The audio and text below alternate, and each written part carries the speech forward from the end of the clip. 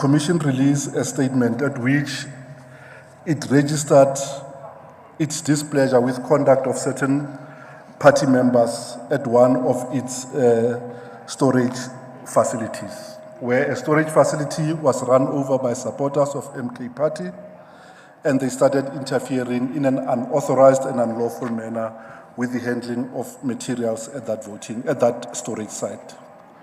We wish to clarify that the videos depict a planned logistical arrangement. In other words, ballots were transported closer to their point of their use to increase the chances that voting stations will open on time, because materials are stored very close to where they will be used. The planned security measures were that trucks distributing ballots were escorted by members of the South African Police Service to a local storage site.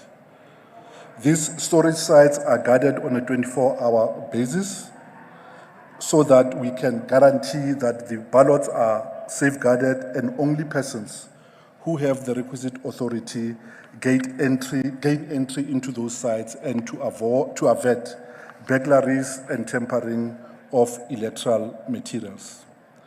The Commission also notes the threats that have been directed at the staff of the Electoral Commission and some of the commissioners.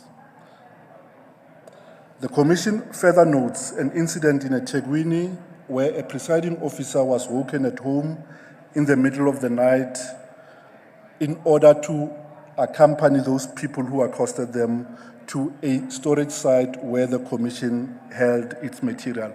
And that station, or the storage site, is the Baptist Church voting station in Chesterville.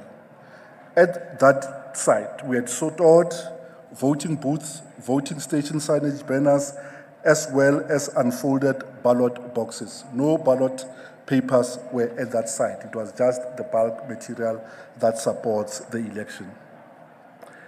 We reaffirm again that it is part of the logistical plan for the Commission to deliver bulk material to voting stations ahead of Election Day.